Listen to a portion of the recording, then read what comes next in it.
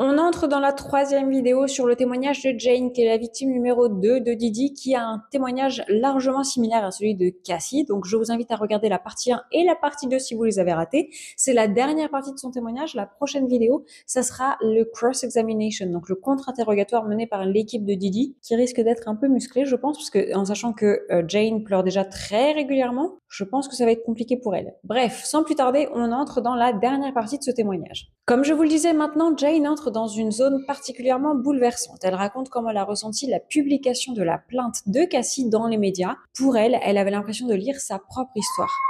Dans ce message qu'a écrit Sean, je veux passer la journée avec toi. Et j'ai répondu, tu rends les choses très claires. Tu veux quoi de moi? Tu veux passer la journée à me bombarder d'amour? Que voulez-vous dire par bombarder d'amour? Sean fait beaucoup ça, du love bombing. J'ai dit, je suis pas juste un animal sur lequel on peut sauter. Qu'a-t-il répondu? T'es folle?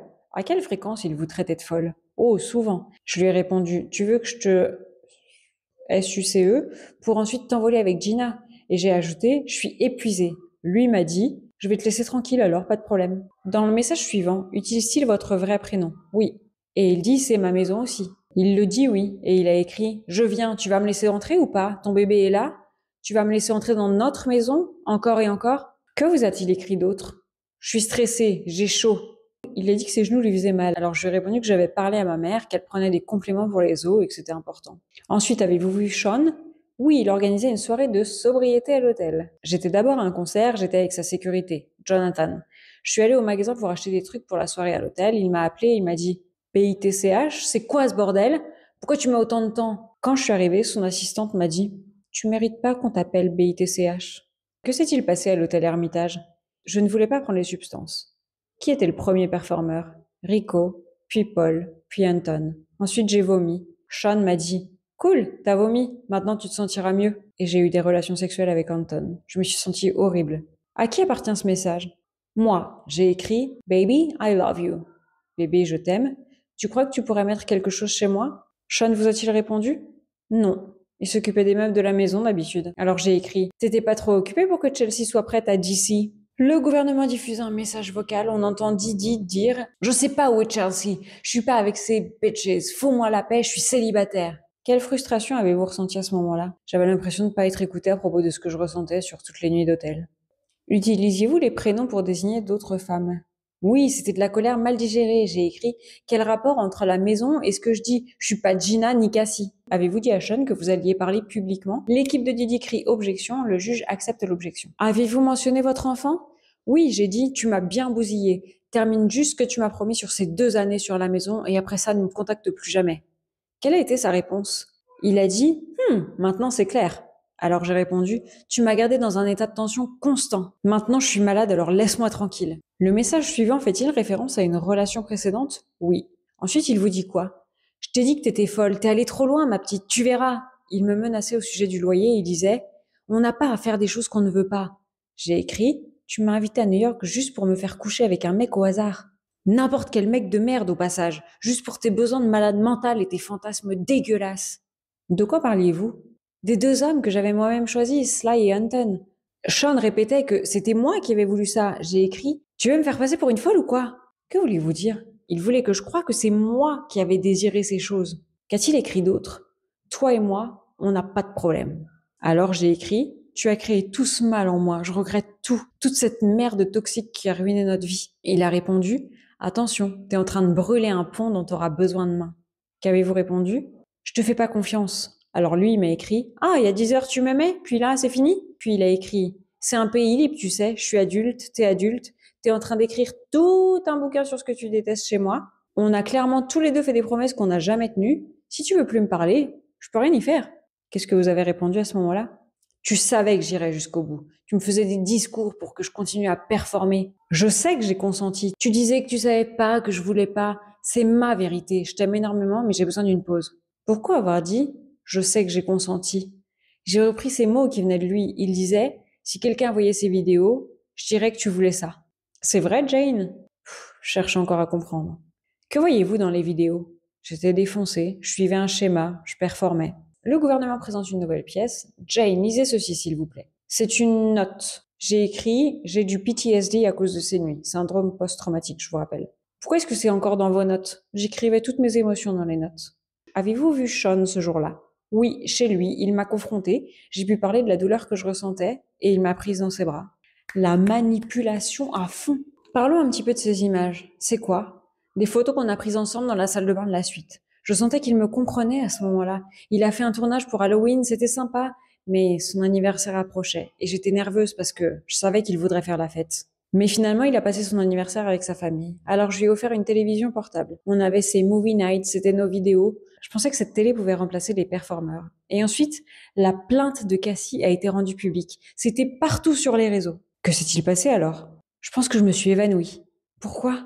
Jane commence à pleurer. Il y avait 3 pages complètement dévastatrices. C'était ce que moi j'avais vécu. Avez-vous pris des captures d'écran? Oui. Reconnaissez-vous ceci? Oui, c'est la plainte de Cassie déposée le 16 novembre 2023. Aviez-vous rencontré Cassie déjà? Oui, en 2015, à un défilé de mode et à une soirée organisée pour Sean. C'est d'ailleurs la seule fois où je l'ai vue. Je lisais ses pages et c'était comme un cauchemar. Quelle a été votre réaction? J'arrivais pas à croire que c'était comme si je lisais ma propre histoire.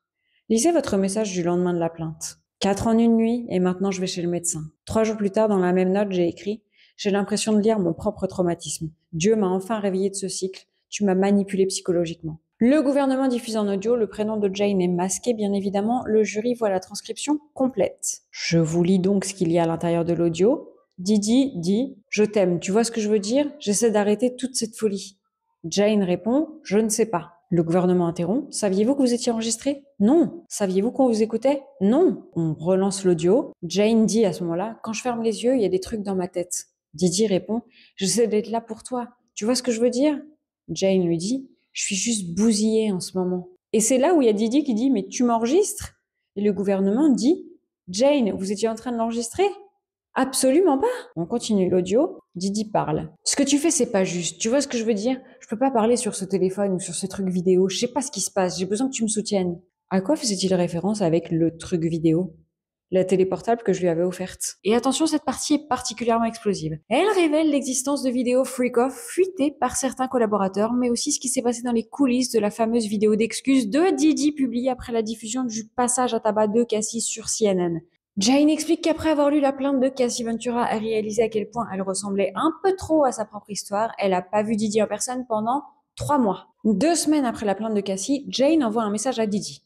Que disiez-vous dans ce message? Je pleure. Certaines nuits, je me suis sentie forcée. Arrête d'utiliser les femmes pour tes fantasmes quand elles ne veulent pas participer à ces nuits d'hôtel. Quelle a été la réponse de Didi? Tu essaies de me piéger, hein? C'est de la folie. Tu enregistres nos appels? Et vous, qu'avez-vous répondu? Non, arrête juste de m'appeler. T'es tellement enfermé dans tes propres mensonges que tu comprendras jamais. Ensuite, il diffuse un message vocal qu'elle a envoyé à Didi. Je cite, donc je vous lis ce message. J'étais pas juste une maîtresse dans cette relation, j'étais une travailleuse du SEX. Jane explique qu'elle a coupé les ponts car elle se sentait manipulée psychologiquement. Tu m'étonnes. Je continue à citer.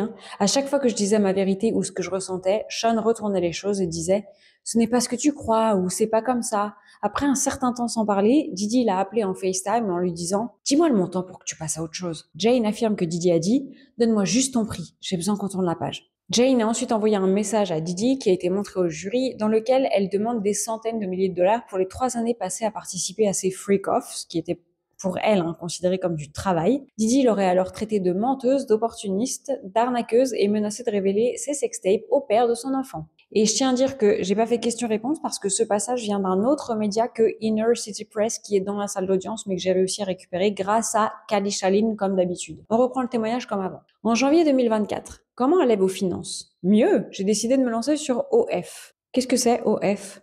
OnlyFans. Quel type de contenu produisez-vous? Lingerie, maillot de bain, nudité suggérée. C'est quoi la nudité suggérée? Des poses où les mains couvrent les parties intimes. Je voulais être indépendante. Je recevais aussi une pension alimentaire et de l'argent de Bear. Je faisais la promo de sa marque sur mes réseaux. Il m'a proposé de l'argent et il me l'a envoyé directement. Combien? 9000 dollars. Et il a dit, si tu veux pas de souci. Puis Sean m'a écrit qu'il avait rêvé de moi dans le Concorde. Qu'est-ce que vous avez répondu à ça? Il me manquait beaucoup. Et il a dit « Tu veux faire quoi pour ton anniversaire ?» Alors je lui ai répondu « Je suis traumatisée par mes anciens anniversaires et ce qu'ils ont entraîné. » Qu'est-ce qu'il a dit à ça? Si jamais tu changes d'avis, tu me manques. Reste heureuse. Love. Qu'avez-vous répondu? Je suis juste mature. Je crois pas être prête à te voir. L'avez-vous vu pour votre anniversaire en février 2024? Oui. À Miami? Oui, il avait mis des bougies, mon cœur battait super fort, je crois que le sien aussi. On portait la même couleur de vêtements, j'ai trouvé ça trop mignon. Que s'est-il passé pendant le dîner? Des ballons, un menu 5 plats. On a pris du puis Sean m'a demandé, tu veux voir Don? J'étais défoncée. J'ai dit ok. Moi et Don avons eu une relation à One Star. On a recommencé quelques jours plus tard, et ensuite, on s'est envolé pour Los Angeles et on s'est remis ensemble. En 2024, où avez-vous vu Sean? À Miami en mai, juillet et août, et quelques fois chez moi à Los Angeles. Êtes-vous sortis ensemble à Miami ou Los Angeles? Non, tout était en train d'exploser, il avait beaucoup de problèmes. La presse était sur son dos à cause de la plainte de Cassie. Avec quel performeur avez-vous eu des rapports en 2024? Anton, Don, Larry. On restait dans la résidence. Sean était surveillé partout. Je lui ai montré ce qu'était OnlyFans. Sean mettait de la musique. Il a fouillé mon téléphone. Qu'a-t-il vu? Il a demandé c'est qui Bear? Pourquoi tu lui parles? Puis il a vu qu'il m'avait envoyé de l'argent. Sean a commencé à s'habiller. J'ai pleuré. Je me sentais incomprise. Que vous a-t-il écrit? Il m'a écrit qu'est-ce qui se passe si je viens ce soir? J'ai dit tu veux que je sois seule? Je peux m'arranger. Et puis je lui ai dit t'étais censé voir ta mère. Évidemment, je savais qu'il parlait d'une autre femme. Il voulait un freak-off. Que vous a-t-il demandé? De signer un document pour clore ce chapitre de nos vies. J'ai pensé qu'il voulait que je ne sois plus une menace. Aviez-vous envoyé une lettre de mise en demeure? Non. Qu'a-t-il dit? Tu gagnes ton propre argent. Que lui avez-vous répondu?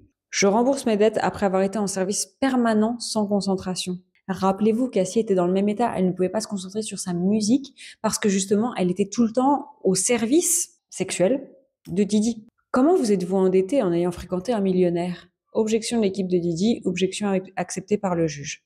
Ici, qu'avez-vous écrit? Je suis fatiguée. Tu peux pas passer 2 ans sans me le reprocher, hein. Il vous parlait de quoi? De la maison. Qu'a-t-il répondu? Bear, mon collègue. Et j'ai dit, je déteste vivre dans la peur. J'ai peur que le toit de ma maison me tombe dessus. J'ai demandé, tu as dit à Robin, ta comptable, de couper? Il a dit, tu gagnes ton propre argent maintenant. A-t-il continué à payer votre loyer? Oui, il continuait. Avez-vous appris que ces maisons avaient été perquisitionnées? Oui, et Homeland Security est carrément venu chez moi. Qui vous a payé un avocat? Sean. Est-ce qu'il le paie toujours aujourd'hui? Oui. Avez-vous parlé à Sly après les perquisitions de 2024? Oui, il a dit qu'il avait une vidéo et qu'il voulait la publier petit à petit sur le dark web. Je lui ai demandé comment il l'avait obtenu. Il a dit que Sean avait pris son téléphone pour filmer. J'ai demandé à Sly et Cabral combien ils voulaient. Ils ont dit 10 000 $. Alors j'ai dit à Sean que Cabral avait tenté de m'extorquer. Sean a pleuré. C'est bon ça. Qu'est-ce qu'il a dit? Il faut qu'un avocat s'en occupe. Avez-vous parlé avec Cabral? Oui, je lui ai dit que c'était du chantage et que je lui parlerais plus. Ensuite, un média m'a appelé et il disait avoir acheté la vidéo. Il me demandait un commentaire. Comment avez-vous réagi? Je crois que je me suis évanouie. Elle se met à pleurer. On devait contrôler la situation. Le média a-t-il publié la vidéo? Non. Savez-vous pourquoi? Non. Ensuite, la vidéo d'hôtel avec Sean et Cassie est sortie à ce moment-là. Jane était, pile au moment où elle est sortie, avec Sean à Miami.